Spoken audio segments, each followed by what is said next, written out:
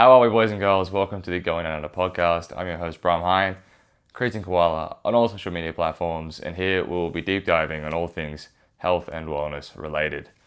Episode 20. Boom. I also feel naked not having a watch on. I'm sorry. I just got out of the shower. My watch died while I was at the internship, and I'm just in a absolute kerfuffle of a rush. Is that even the right terminology? I don't know. But regardless, we move. Episode 20. I'm so proud of this place. You know what I'm saying? It's like 5 straight months of podcasts. It's pretty sick. It's pretty cool. Internship's going well. Long hours. It's like 7 to 5.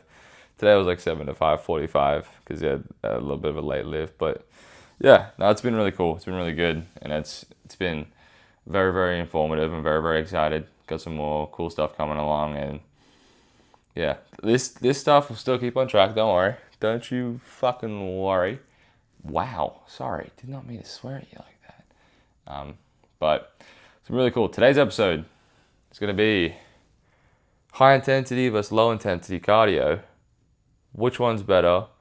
Which one's worse? Why should you do one? Why should you do the other? Spoiler alert. Both are good. Neither are bad. And it depends on your goals, really. But because there's a lot of discourse between the two and which one you should do for fat loss, which one should you do for health, which one should you do because it's better, blah, blah, blah, it's whatever. But just like all things in life, it's all circumstances, it's all situational dependent, and it really depends on what you can do, what you want to do. You know what I mean? So just to preface all of this, I'm going to define both. So high intensity cardio, or what people like to refer to it as HITT, which is just high intensity interval training, is just doing cardio of some form in high intensity blocks or high intensity intervals. So doing rounds or circuits of 30 seconds on, 30 seconds off, or 40 seconds on, 20 seconds off.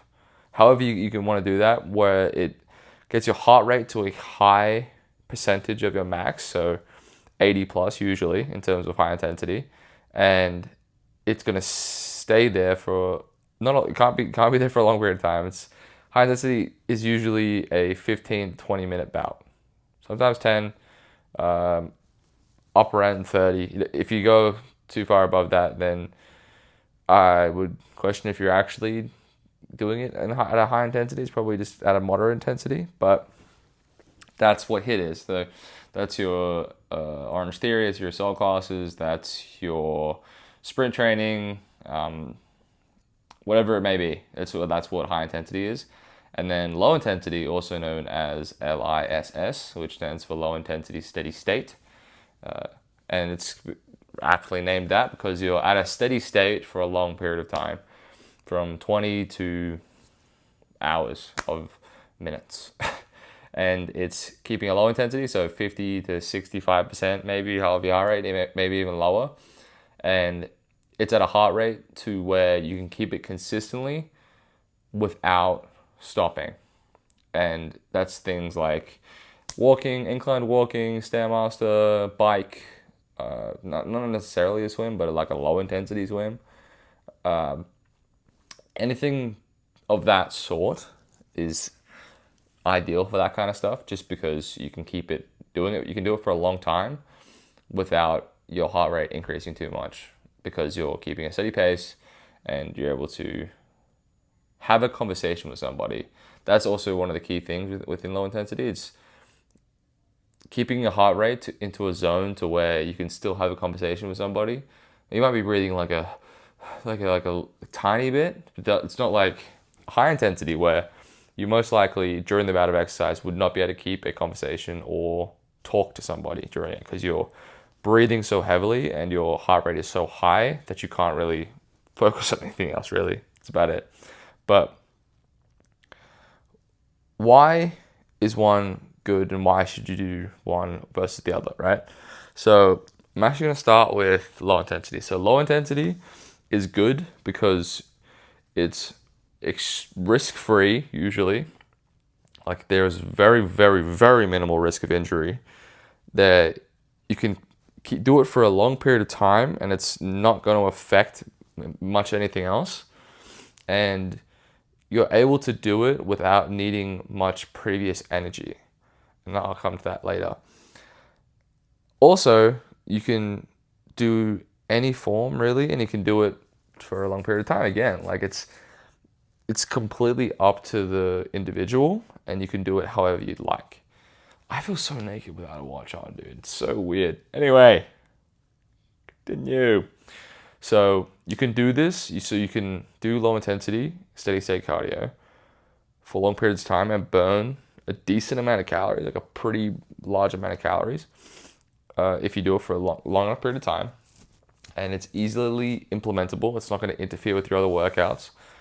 And again, it's just a pretty good thing for cardiovascular health. It's just because you're getting your heart rate. Oh, sorry, nicked the table. It's going to get your heart rate up at least a little bit, and it's going to put at least a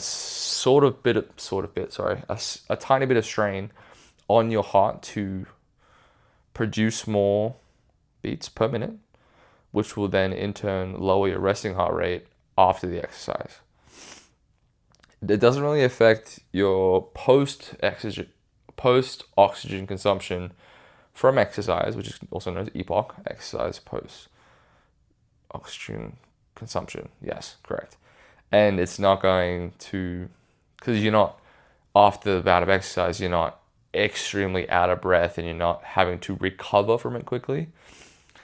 And that's why it's good, because everybody can do it. It's pretty easily implementable. The only downside of it is that it takes time. Like it's not going to be something that you can just do for like 10 minutes and be fine. Don't get me wrong, if that's all you have and that's all you want to do that, please. But it's going to take longer for better adaptations. Whereas HITT, or high intensity training, you will get really good adaptations from smaller bouts of exercise. You can do a 5 to 10 minute circuit or of HITT style training or just sprint work with rest periods, and you will get a lot of cardiovascular and performance adaptations from it because of how demanding the exercise is. Now, it does come with a bit more risk because since it is high intensity, it will come with a greater risk of injury no matter what. Like if you increase intensity of any form of exercise, it will increase the rate of injury. This is how the body works. If you do it in a safe manner, you should be fine, but it's going to be something that I keep touching my nose, I'm sorry. It's going to be something that will have to come into effect, and you have to know that. But you can get higher EPOC as well from high intensity exercise, because since you're breathing really heavily and your body has to recover from the harder bout of exercise, you will get a greater EPOC response from that, which is good. It's what you need if you want to kind of burn more energy from the post-workout. And it's going to be a lot harder to recover from something like this. It will kind of affect other workouts if you don't plan it correctly, if you don't split up the days. But again, it's really, really, really good if you want to become better at something, like a specific skill, in terms of whether it be sprinting or like sprinting with a basketball or with a rugby ball, with whatever it is, something like that. That's going to be really, really good for that. And it also, since your body is working a lot harder, you're able to burn calories quicker. Obviously, it's not going to be that different from low intensity steady state in terms of, you will burn more in a shorter period of time, but you also can't do as much in terms of if you're going to do low intensity steady state cardio. And some people think that you burn, some people think you burn more calories from HIIT just because it's harder. Not necessarily the case, just because exercise in itself doesn't burn as many calories as most people think. But you still will burn a sufficient amount of calories in a short period of time. So it's very time efficient. So if you only have 15 to 20 minutes and you want to burn more calories and you want to get in a really good sweat, you want to feel really tired, you want your muscles to get worked, HITT is the way to go. So which one should you choose if your goals are whatever, or if the amount of time you have?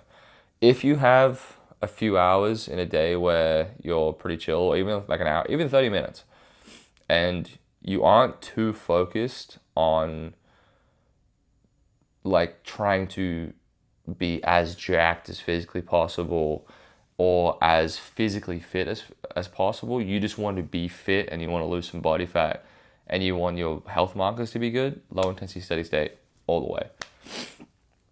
If you only have short periods of time, if you have 15, 20 minutes in a day, maybe even 30, maybe even 10, whatever it is, and you really want to try and burn some fat, you really want to get as lean as possible, you want to get jacked, you want to feel tired after your cardio, HITT for sure. For overall health, for getting lean, looking lean, feeling your best, a mixture of both is your go. Because if you think about it, athletes do a mixture of both all the time, really. They have to do low intensity steady state to get their baseline cardio levels up. They have to do HITT. Sorry, I'm not picking my nose. I'm just like wiping shit off. Apparently I have a blocked nose now. Apparently that's just how life goes. Anyway, again, athletes do both. You have to have a high baseline of aerobic capacity and aerobic level, and that's from low intensity steady state. And I don't know if I mentioned that. Sorry. Oh, damn, I knew I missed something. Low intensity steady state builds your aerobic base. So that's your high intensity isn't really going to do that. It's going to build just your overall capacity for exercise. But your aerobic base and your aerobic capacity will be built up over time with your low intensity steady state. And athletes need to do both because they need to be forceful performance athletes, and they do that through HITT exercises, through playing sport, through circuit training, through stuff like that. But they also need to be able to play a long amount of time, so they do low intensity steady state cardio in different capacities, in different forms. Sometimes it's sport specific, sometimes it's not, sometimes it's just running. Like my girlfriend's a rower, she does a lot of low intensity steady state work, but she also does a lot of hard interval work because she needs to, because that's how she becomes the athlete that she is, which is goated, by the way. Anyway, so which one should you choose? Whichever one you will do and you will commit to, because that's the best form of cardio, is the one that you will actually do, whether it's playing a sport, whether it's going on a walk, whether it's just running on a treadmill, whether it's walking on a treadmill, whatever it is, that's the one you should do. And 2, depending on your goals, whatever your goal is, you might not want to do that certain type of cardio, but if you want to try to reach a goal, that's the one you have to do. And that's it, really, man. That's all. That's how the cookie crumbles. That's how the banana peels. Is that what I'm saying? I don't know. But I have to go because I have to go to bed. So I love you. You're fantastic. You're doing so good. No matter what, cardio will benefit you no matter what you do. Just don't get hurt. That's all it is. If anything starts to hurt, stop. If you're at a great risk of injury by doing a certain form of cardio, don't do it. That's all it is. So, episode 20, I'm super proud of this. This is one of my favorite things to do. I really enjoy it. And hopefully, you will be tuned in next episode. All right.